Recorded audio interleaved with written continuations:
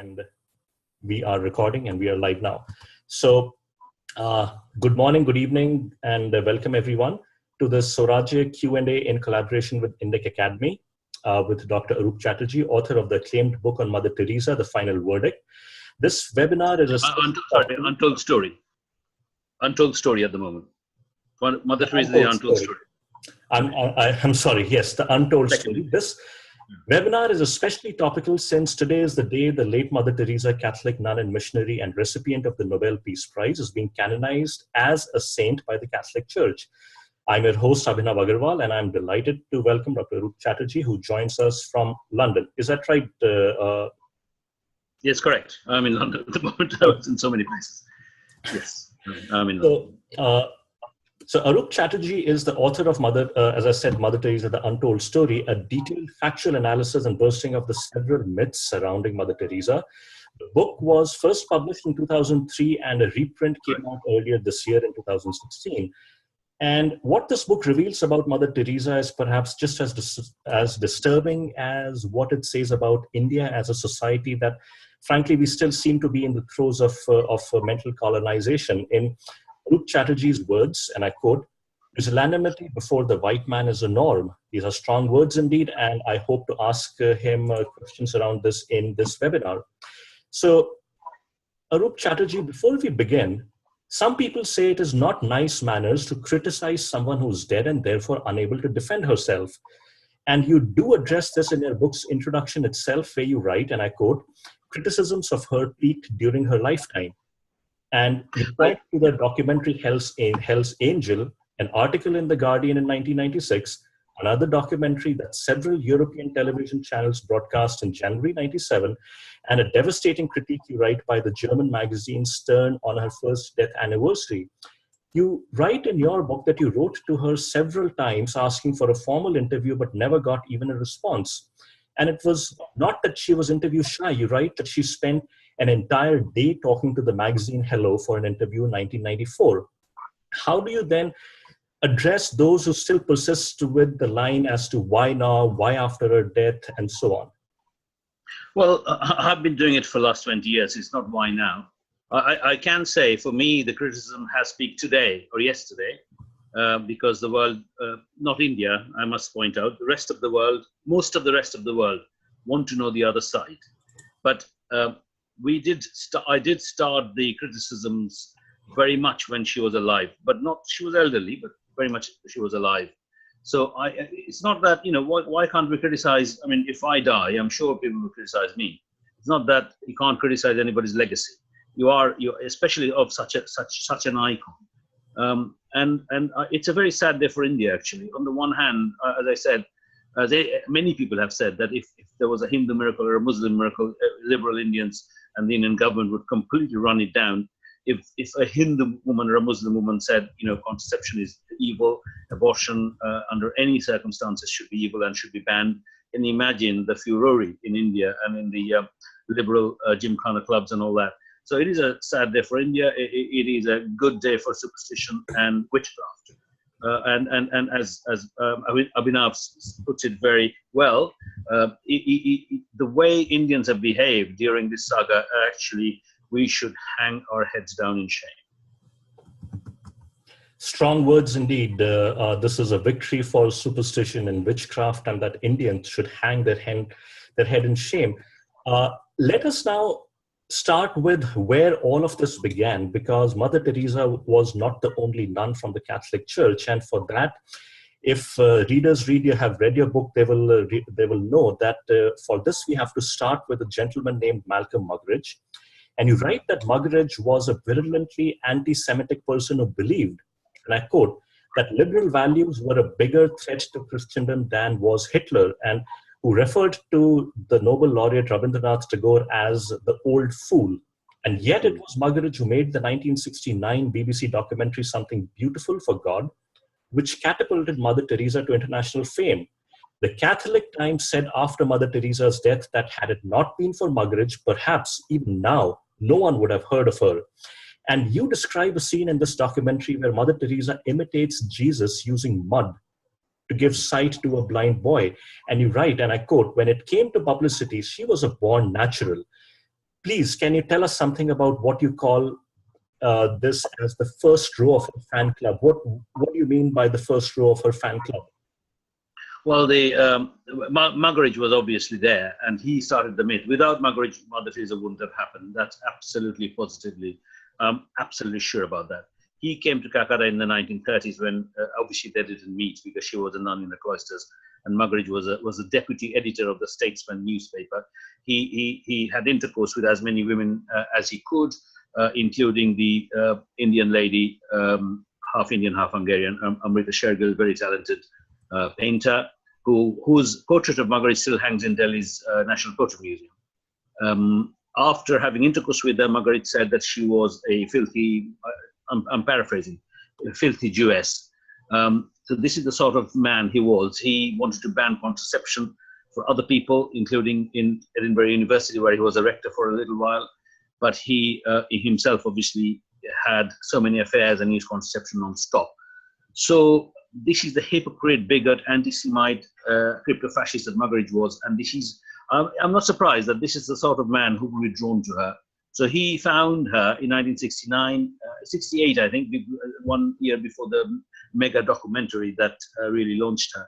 So when he found her in London on a brief interview, he realized that she was anti-contraception and totally anti-abortion. She was rather silly. And this is a Catholic concept. I think they call it the idiot saint, that if you are silly, you are non-intellectual, but you are very holy. And that apparently elevates you to some kind of Catholic pedestal. So Muggeridge obviously realized that that's just the sort of person. Little did he realize, I'm sorry, there are a lot of Indians who are obviously listening to this, that the Indian population were just the same. So he knew, he probably didn't know, but he didn't care, that if you sold this person to an Indian population, that there wouldn't be any protest. So that's what he did. He made the documentary Something Beautiful for God, which went out in 1969. Don't forget, this was the age of single-channel television, and we were thoroughly impressed. Then he took her to the United States, where the real religious people live with lots of money. In Europe, she was forgotten. She wasn't quite forgotten. In Europe, she was just, kind of marginalized. Then in America, he went on tour after tour after tour, promoting her, and kept saying that there was a miracle in a home for the dying. Kodak had a film which couldn't have had color in, it was filmed in light, in darkness, and everything was fine. So this was a miracle for Mother Teresa. Light shone from the heads of the residents. And many years later, the cameraman who took the film, Ken Macmillan, I think his name was, he came out and said that this was complete humbug and complete balderdash. This was a new film that Kodak was marketing, and I used that film.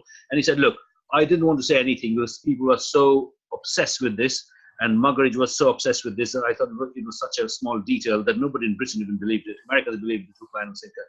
So from then on, he promoted her constantly, and he was, I think he was one of the nominators at one point to the Nobel Prize, but he couldn't nominate because he wasn't high enough. But he approached Robert McNamara, one of the architects of the Vietnam War, I think, who nominated her 3 or 4 times for the two or three times for the Nobel Peace Prize. In the end, she got it, obviously. It was a fait accompli that she would get it, the way her campaign was run with lots of money, lots of political clout, especially from the United States. So Muggeridge was a thorough hypocrite, a complete anti-Semite, a ruthless person who said that the atom bomb in Japan was overblown because he was a Western imperialist, and he didn't think that Eastern suffering is important. So when he went to the Hiroshima and saw all the vaporized bodies, he said they're all a bit too much. They're over the top. It couldn't have happened. But this is the sort of man he was, and this is just the sort of man Mother Teresa attracted, and this is the man who built her up. And why do Indians not question all this? I'm pained. Strong words indeed. When you talked about the incident with the Kodak film, in in the 1994 documentary Hell's Angel, I believe you had a Yes. hand in sort of putting Christopher Hitchens onto the so-called miracle of Mother Teresa. Would you like to talk about it, how this documentary came about, and what role you had to play with Christopher Hitchens? I'm really happy that you've researched the whole thing quite thoroughly, which is good, very good. Yeah, you're quite right. 1994 February, I went to Tariq Ali, who's a Trotskyite and who had a television production company called Bangdung Productions. I went to his secretary without any introduction, Vania Del Borgo, an American lady who was working for him. He wasn't actually involved in the decision making. Vania was mostly. So she said to me, "Send me." I rang her without an introduction. She said to me, "Send me a one-page, fax me," because I'm a fax age person. Fax me a one-page proposal, which I did. She took it to Channel 4, and the commissioning editor was Valdemar Januszka, big name. He said, "Fine, we'll do the film. We'll give you £30,000. I didn't obviously take any money. And they gave Bangdung £30,000, and they decided to do a 30-minute documentary, but without traveling to India. And Christopher Hitchens' involvement was just this. Vania was looking for somebody to present the film, and she knew Hitchens from her Nation days. The Nation is a newspaper in America. And she thought that Hitchens would be a good person to present the film, which he was. So Hitchens was given all the material, which I must say mostly Vania actually collected. I was the brains behind the whole thing, but Vania was the main researcher. I obviously helped with contacts here and there. And Hitchens was the one who wrote the script. It wasn't his documentary. Anyway, I want to just rectify it for the sake of history. And from then on, you are absolutely right. Kate McMillan spoke in that film, saying that this whole thing about the miracle about the light was rubbish. And from then on, obviously, she was very much alive at the time. Teresa was alive. And from then on, the critique of this lady started. And then I started my book, and then there are lots of other people took on in the West. In India, it was paralysis. And I can tell you this, some of my extended family stopped inviting me to weddings and things because they thought I was dangerous. Their children would be expelled from their convent schools if they knew they were associating with me. So, I didn't care, to be honest with you. But the fact is that I was also bloody paralyzed when I saw the reaction from Indians. I really, really thought Calcutta has such a bad name, such a bad reputation. If I start this campaign, people in Calcutta would love me. What a bloody idiot I was.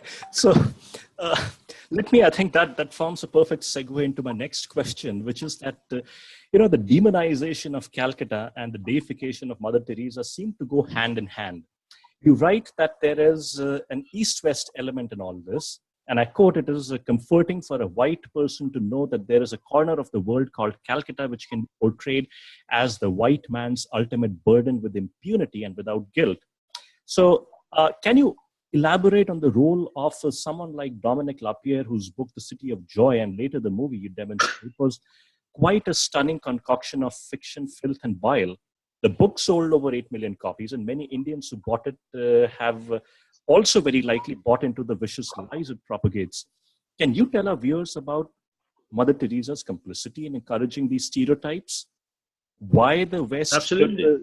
Why should the West be so interested in helping propagate these myths about Calcutta?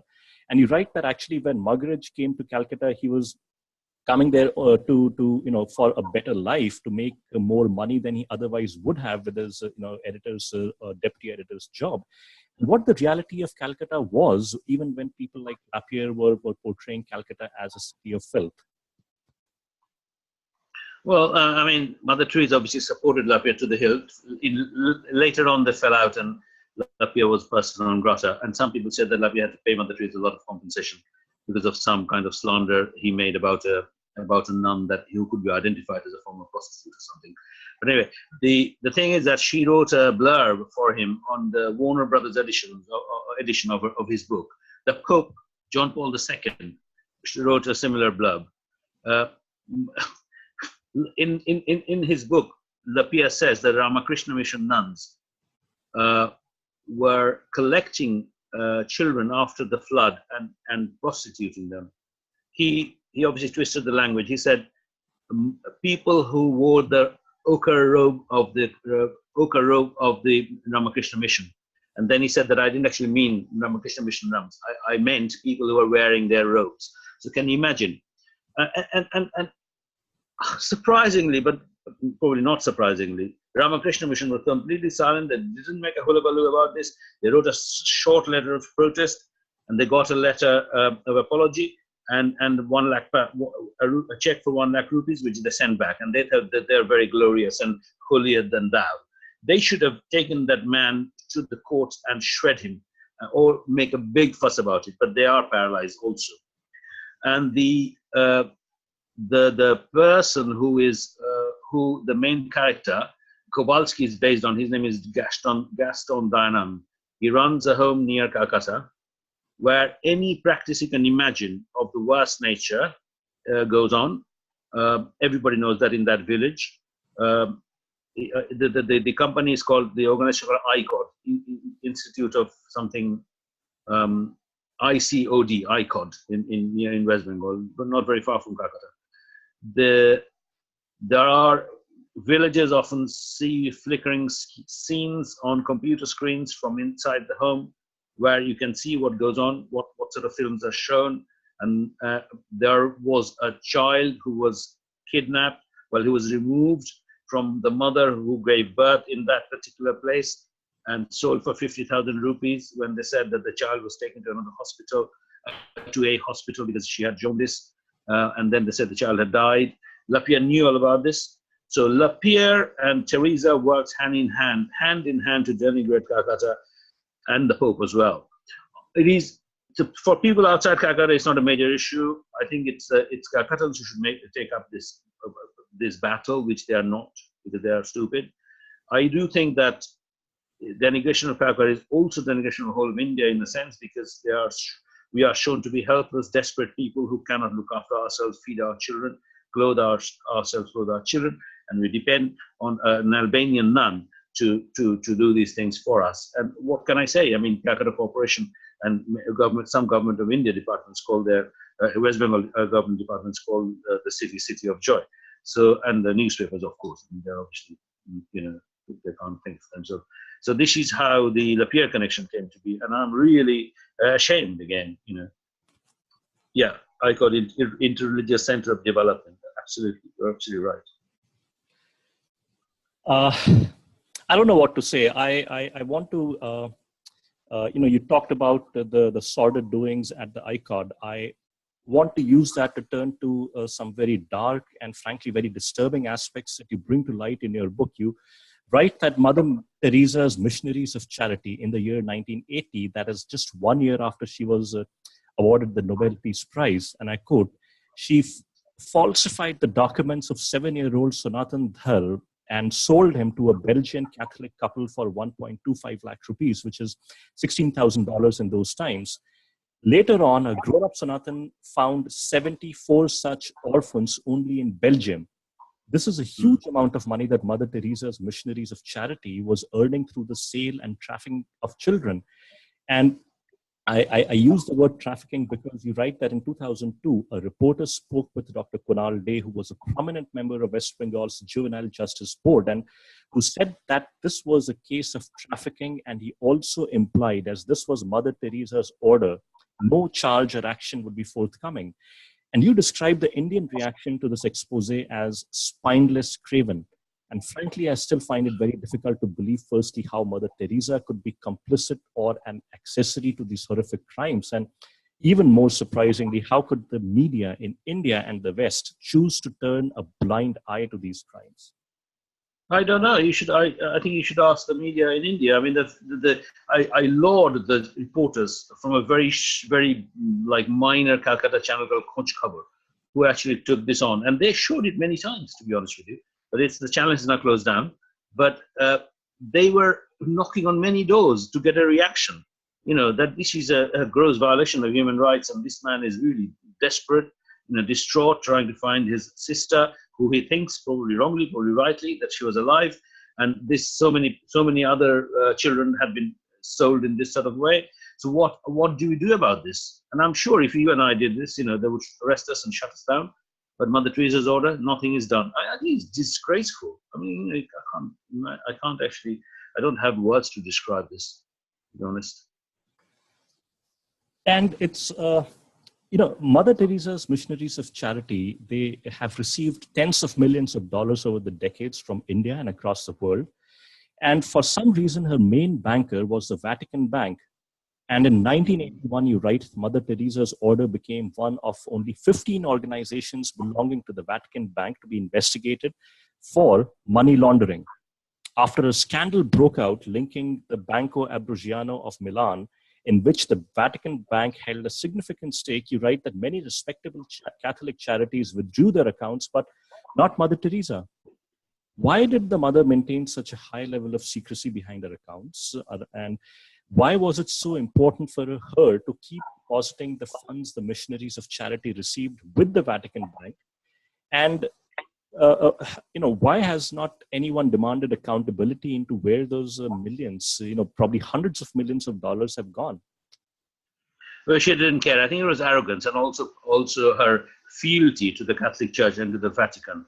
I must say that most Catholic charities do not keep their funds account with the Vatican Bank anymore. They stopped doing that. Like KFOD and respectable organizations like that. They don't have accounts in the Vatican Bank. They have accounts in normal banks, but not so the Missionaries of Charity. Again, if you don't question this, if you don't ask questions, if Indian journalists don't ask questions, why Mother Teresa? Also, the Vatican Bank is not totally an Indian issue because the money that they get abroad, that goes there. The money that they get in India, they don't actually send it to the Vatican Bank because probably they can't. But on the other hand, much of the money they get abroad, they could have sent it to India, but they refuse not to. It's a secretive, very sinister organization. And as you might have also read in my book, that Roberto Calvi was murdered by the Vatican, by apparatchiks of the Vatican Bank, because he knew too many secrets, and his murder was made to appear as suicide. Then obviously the British government realized that it was a murder, and the family know now it's a murder. It was by the high top brass of the Vatican Bank when John Paul II was very much alive and the greatest friend of Mother Teresa. So again, it's their choice where they keep their money. You can't tell them, but you have to realize that no other respectable Catholic charity also keeps their account there. It's only very strong right-wing pious Catholics, crooks, and people with a lot of things to hide maintain accounts in the Vatican Bank. You made the point that the Missionaries of Charity could not transfer the funds they received in India abroad, but it will, I think, is pertinent to look at what the Missionaries of Charity did with the money that they received. And if we go back more than 40 years, in the year 1974, you say that the Missionaries of Charity received in the UK 117,000 pounds, of which they sent 80,000 pounds to Rome. And to the home of the dying in Calcutta, they sent 45 pounds. Not 45,000 for our viewers, 45 pounds. The next year, Missionaries of Charity got 148,000 pounds in the UK, and they managed to send all of it and some more, amounting to 170,000 pounds to the Vatican. The Home for the Dying, again, got 238 pounds. And coming closer to India, in the early 1990s, you write that when an Indian journalist did manage to obtain the Missionaries of Charity's accounts from the Registrar of Trusts in Calcutta, which they were obliged to file the returns, being a charitable organization, an 80-year-old Mother Teresa personally went to the Registrar of Trusts office to let loose a diatribe. Why this? I can understand so many other things, or maybe I cannot, and this is just one other part that becomes very difficult to understand about a person who's being canonized today. My question is just how much money was Mother Teresa and the Missionaries of Charity spending on the poor in Calcutta, and did the Missionaries of Charity construct anything permanent, lasting, or on scale by way of a clinic, a hospital? What was their contribution?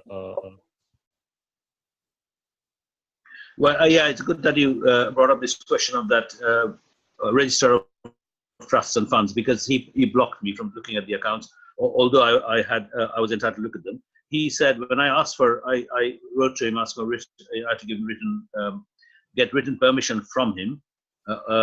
He said, like a complete slave, I cannot give you permission because it's Missionaries of Charity. I have to ask permission from Sister Nirmala. I said, why? She's not the head of your organization. He said, no, I have to do it because it's Missionaries of Charity. So he wrote to Sister Nirmala, Dr. Chatterjee wants to see your account. Do you allow? And she said, no, I don't allow him. Like a real slave, he said, no, I can't allow you because Sister Nirmala says no.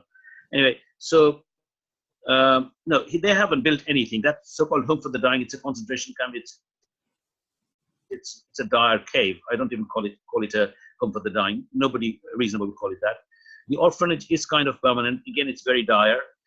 All I can say, they haven't been to clinic, they haven't been to hospital, anything near to a hospital. All I can say is that with Mother Teresa's funds, the support she has got, and the lack of scrutiny that she has got, if any other organization got the same kind of level of adulation, funds, support, volunteers, etc., they would have built gleaming towers. And they have, this order, they have done practically nothing. And all they have done is negative, harmed more people than they have actually helped. I think, compare, for our viewers, and, you don't just leave it at that statement by saying that, the Missionaries of Charity have not done anything permanent. You actually compare Missionaries of Charity with the Ramakrishna Mission, which is, you write, the largest charity in India and also headquartered in Calcutta. And you take what you say is a random year, which is 1993-94, and the comparison is stunning, I must confess. So, whether a drought in Bihar or Gujarat, or floods in Assam, West Bengal, Tamil Nadu, Pondicherry, Gujarat, or an earthquake in Latur, the Ramakrishna Mission was there giving aid, but not Mother Teresa's organization, not one single instance. The mission, the Ramakrishna Mission, treats 500,000 people at its charitable dispensary. You write that the Missionaries of Charity has none. It treats its scale of operations in terms of giving aid, in terms of providing medical care, is next to nothing compared with the kinds of funds that they receive, right? Yes, I would say that. But the Ramakrishna Mission is a supporter of her, in tacit supporter, because they are also very afraid to come out to criticize her, because they think that it would be counterproductive. All the previous head of the Ramakrishna Mission said very grudgingly that she was publicity seeking. And he was attacked by in the media and by the public, saying that it was very insensitive, etc., etc.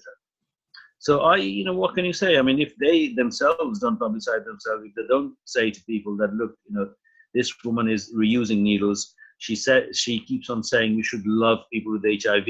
On the other hand, if you go to her home for the dying, until 2009, if you went to the home for the dying, if you went a well person, you come out with HIV because of shared needles. People are not addressing these issues. I mean, I'm really astonished. Everything she said was built on a pyramid of lies, and I would like, and also as I said to you, that the City of Joy is the lie by Clapier about about Ramakrishna Mission monks kidnapping children and selling them for prostitution. Absolutely no basis on that. It is the Catholic Church which is the headquarters of the world pedophilia, the Vatican is, and they kept quiet. So what is this kind? Is it humility? Is it cowardice? I don't know.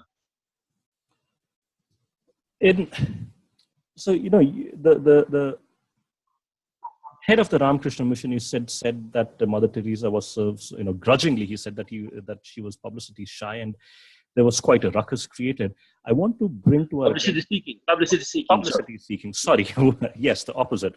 And you do, dwell. The last one, the late. Okay, you do dwell upon this topic for a little bit in your book, and you cite the example of Sunanda K. Dutt Ray, the former editor of the Calcutta Statesman, who was supposed to interview Mother Teresa, and a day before the interview, I believe, he went to her office and asked and I quote, slightly uncomfortable questions to do with theological issues. And the net result was that he found himself summarily removed from the interview the very next day. Or when Calcutta's local journalists went to see Mother Teresa about some topical issue, were told that the mother had suddenly taken ill. But the very next moment, when one of the journalists, Subroto Basak, the Associated Press representative in Calcutta, sent in his card, was immediately ushered in. So this seems to have been a very, successful, calculated ploy of cultivating the right kind of publicity. So my question is, to what end? Because if her work was truly, as the name suggested, missionaries of charity, it should have spoken for itself. Is it fair then to say that there was little behind the work that Mother Teresa was supposed to have been doing, and her real agenda was something else? Well, the real agenda was actually flying the flag of a very rigid, very negative kind of Catholicism, an obscurantist, extremely backward Catholicism, which opposes contraception and abortion, to take the Vatican's message as far as she could. So for this end, she would do anything she could. And she exactly knew which reporters and journalists to quote.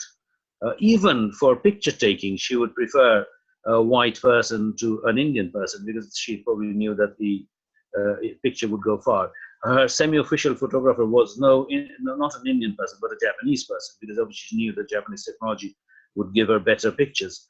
So I think she was very canny when it came to publicity. And this image of this wispy nun who was sort of bumbling and fumbling and humble and falling over is so rubbish that, and unfortunately, again, Indians bought into it hook, line, and sinker.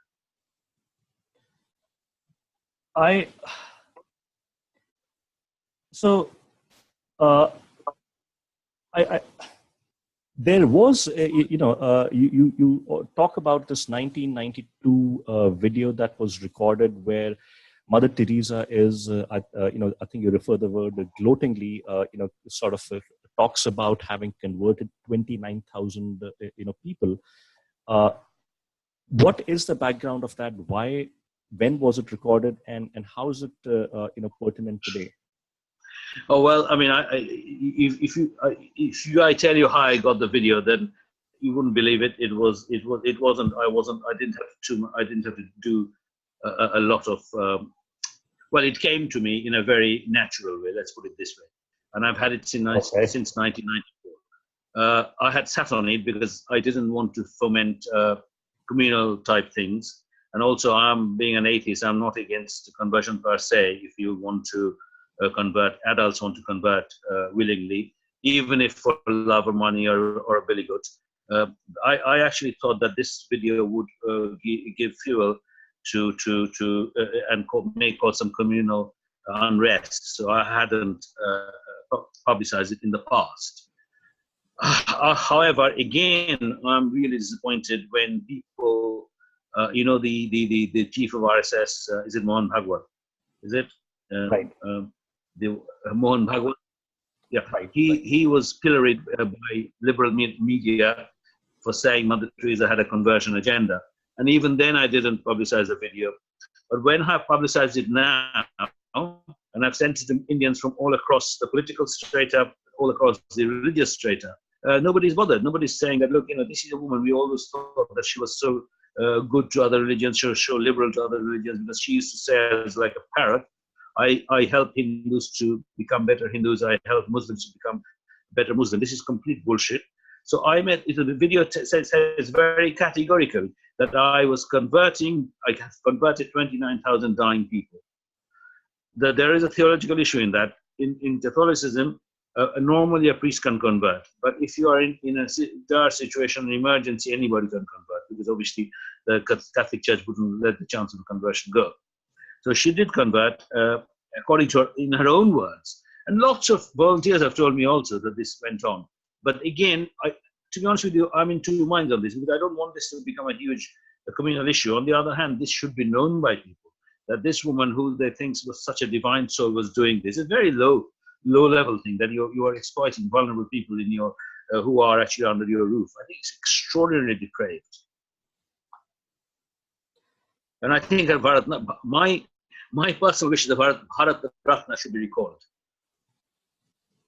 Well, I think the realism, we have to accept that nothing of that sort is going to happen, because people have been asking for an investigation into the millions of dollars that the missionaries of charity received, but no investigation has taken place in the 20 odd years since her death in 1998, I believe, but 97, sorry.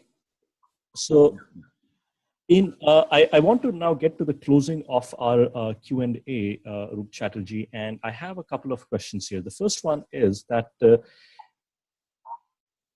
Mother Teresa is being made a saint, but evidently it turns out that the reality of the work that she did was not quite up to what we were made to believe by Indian and Western media.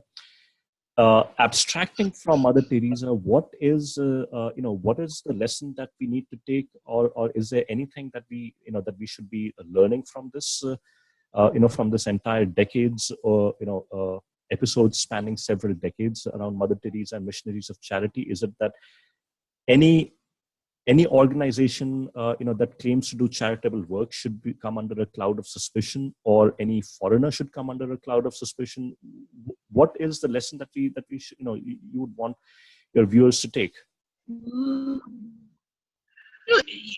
It's very striking that even the Vatican 3 days back put out a statement saying that this woman is being canonized not because of her charity but because of her holiness and piety. But if you speak to an Indian journalist, even if you open your mouth, they start screaming, "Oh, such a great woman! Oh, such a charitable woman with greatest soul in the world," and blah blah blah.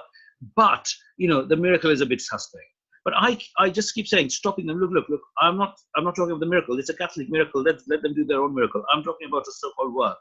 The lesson is that I don't want to. I think any country with self-respect should stop other people from coming in and dishing out so-called good works. I think it's nothing to do with, I'm paranoid that somebody's agent or somebody or the other. If they're an international charity of a very strong repute, obviously in disasters and things like that, they can come in for short periods of time. But the days of, white person coming in with the big robe and all these little black people milling around them, the day of that is over. I do not think that should be allowed, especially it's individuals like Mother Teresa and Jack Prager, who operates in Calcutta also, who's a quite a weird man with racist overtones. So, but no, I'm not against big charities as such, because that would be too isolationist and also a bit paranoid. I'm not in favor of banning everything like that. No. So this brings us to the end of the questions that I had wanted to ask you, Aroup Chatterjee. What I will do is, there are a couple of questions that have come in over the chat. I would request people to send any questions that they have over the chat, and I will ask you those questions. So while people are sending in their questions, I will start with the couple of them that have come in. The first one is that can Dr. Chatterjee cover her support for the Duvaliers, and were the Duvaliers the only repressive dictators she was close to, or was there a pattern? And for people who have not read your book, yes, you do talk about her visit and her statements in support of the First Lady as well as the President out there. Do you want to talk about that for our viewers? No, what about Marcos? I mean, she was a great friend of Imelda Marcos and Ferdinand Marcos. I mean, they are very repressive people, killed a lot of people. I mean, they're not as ruthless, they were not brutal as Duvaliers, who actually used to feed people to the dogs, cut them up and feed them to the dogs. But Imelda Marcos gave her unlimited amount of money. We don't even know how much she gave. I also want to talk about a man called Ronald Reagan, who was an extremely close friend of hers. She had a special entry door to the White House, and she had a special room earmarked for her.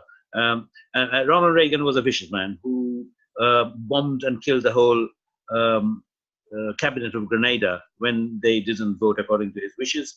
He supplied arms to Sandinistas, contra-rebels, because he wanted to fight the Sandinistas. He created the Taliban along with Mrs. Thatcher So these are the sort of people she cultivated. And also Pinochet was a great fan of hers. Probably she received a lot of money from Pinochet as well. There was any right-wing, extreme right-wing, vicious Catholic dictator was a great fan of hers. And there would be no questions asked. Anything at her hands were stretched. Give me as much as you can. I don't care where this money came from. In case of the Duvaliers, it came from obviously fleecing his people of Haiti, and also from narcotic trade, which the Duvalier family were involved in a big way. So support from bloodthirsty dictators from across the world, money from child trafficking. Very interesting. I'm speechless. There's a very interesting question that someone has sent in that, and I'm going to read that out. Sundar says that with all the RTI, which is the right to information, public interest litigation, and social media, do you think it can be revisited and accounts explained better? Will you be taking it forward, or have you given up? I have given up on the accounts actually, because I'm not an accounts type person. I'm sure somebody, I'm a bit tired doing all this by my own. Why doesn't somebody else who has got an account type brain? Because I'm a more an abstract type person, a bit different. So why can't you, one of you, take this up and do this? Yeah, because I'm not going to do it, to be honest with you. Okay, I think we have a fair number of social media warriors. I hope one of them or more than one of them take that up.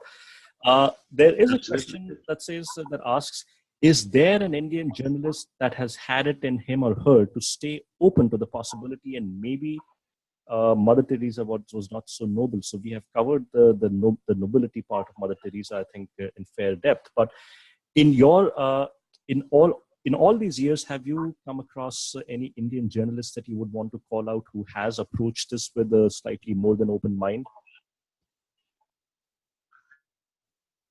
I think the one is Mother K. Dattare, who is okay. I mean, he was very skeptical. He is rather, but quite skeptical of her.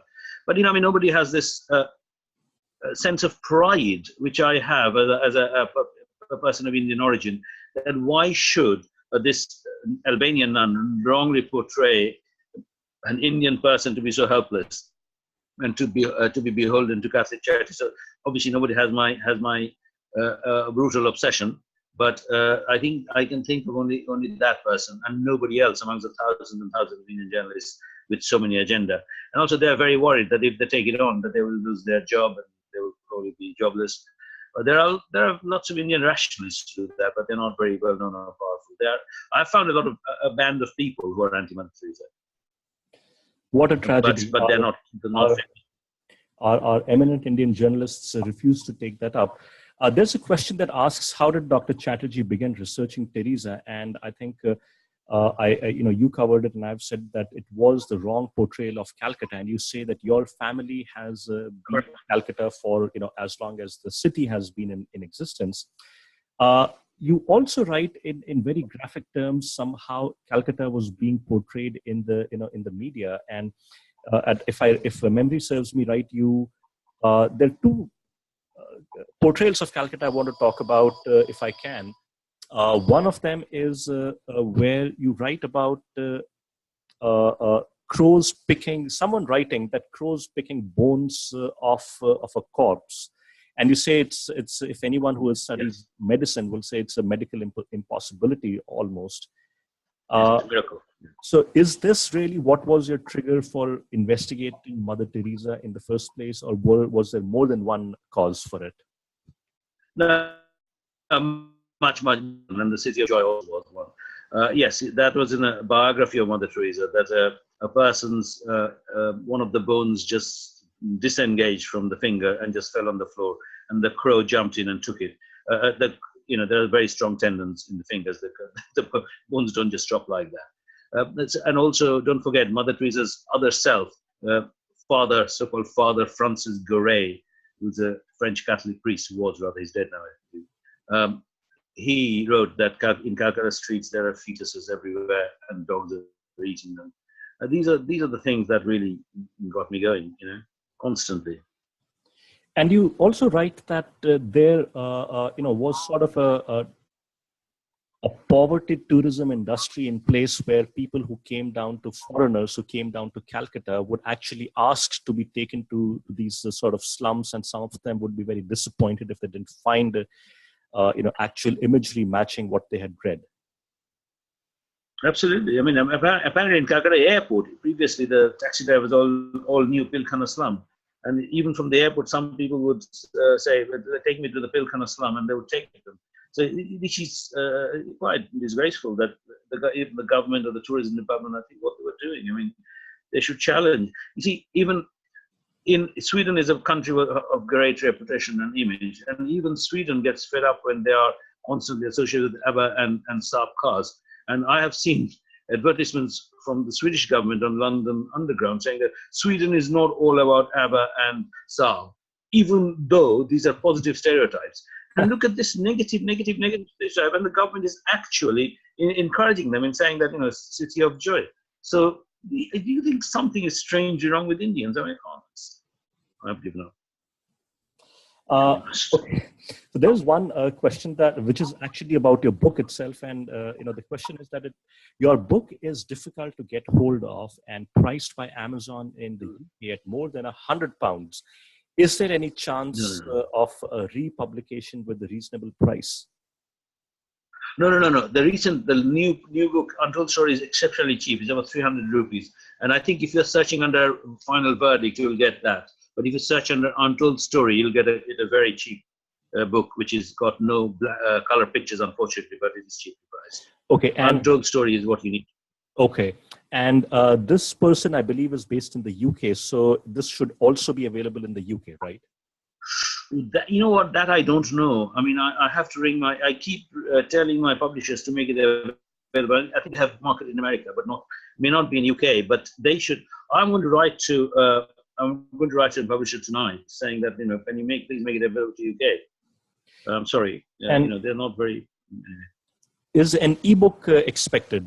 A Kindle, a Google. Yeah, it's been expected. I've been assured that it's been expected last week, and now they're saying coming week. So I do apologize. It should be coming out very soon, hopefully. Oh, okay. That would be wonderful news for people to get hold of your book. So related to the earlier question of someone taking up the further investigation and bringing to account Mother Teresa's Missionaries of Charity, there's one question where the person asks if we can get some guidance on where to start.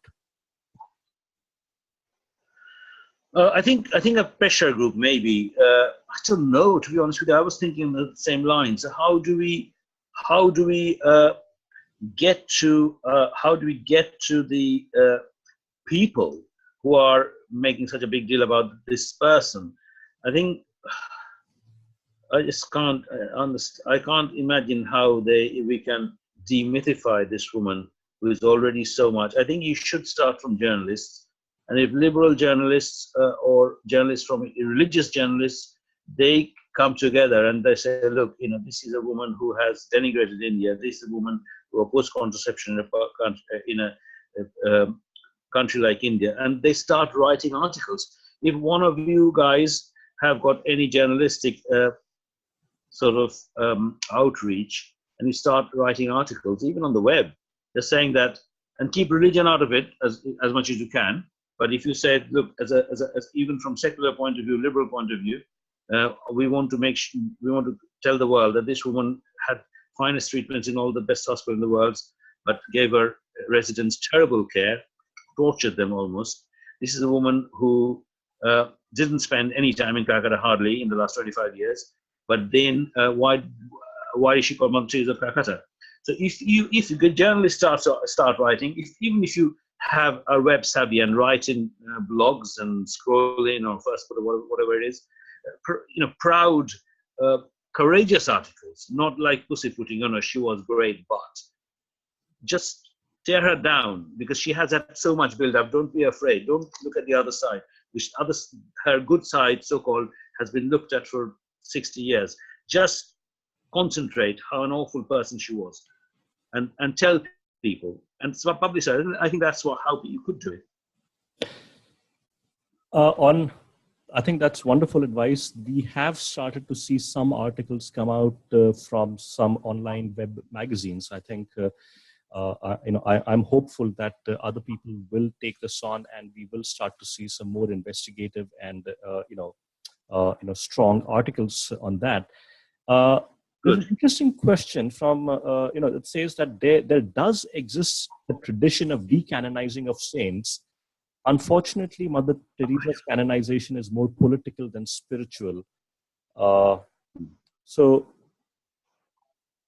I don't know whether saints can be. I don't know about this because I don't know Catholic theology that well. Okay. I don't know I don't have to do to be canonized. Surely she hasn't. You can start a campaign, I'm sure, but then what's the nitty gritty of that? What's the how you even to upset the Vatican by a petition? What you have to do? I don't know. I'll have to look into it. What's the process of to start the decanonization, and if we can say gather 100,000 signatures, and then they have to look into it. If that's the law, then I would love to do it. And really and truly, we should, as this chap said, we should worry more about the Bharat Ratna than the sainthood. We should recall the Bharat Ratna, and perhaps we should start a petition that a woman who insulted Indians, I'm not a religious person, I'll make it very clear, but who insulted Indians by converting them when they were dying, does not merit the Bharat Ratna, and he posthumously retract it, is what I would say. And also, when please, if I can say, when you write your articles on online or anywhere else, please keep the religious attack to the minimum, because then people just get just dismiss you, saying that, oh yeah, you're coming from a Hindu fanatic viewpoint. Just say that, look, I'm not coming from a religious viewpoint, I'm coming from a neutral viewpoint. Then mention the conversion, obviously, but shouldn't be attacked just because she was a Catholic. Dr. Aroup Chatterjee, I wish to thank you on behalf of Swaraj and Indic Academy from the bottom of my heart. I hope people on this webinar have enjoyed it and have learned from it as much as I did from this webinar, as well as from reading your book. And I will be putting this video up on YouTube in the next couple of days and send out a link to everyone on Twitter and elsewhere. Any closing comments you have for us, Aroup? No. I mean, my plea. Please do something about this. Just challenge the myth and make sure it goes out. Don't just sit there, because I'm not internet savvy, as Abhinav knows. I'm sure you guys can do it, blogs and things like that, and just do it from a neutral human angle. That this one was inhuman. We have to let that go out. Okay, thank you so much, Dr. Aroup Chatterjee, and good day and good evening to everyone, and till the next Q&A. Thank you and bye. Thank you very much. Very kind. You're very well informed. Thank you. Thank you.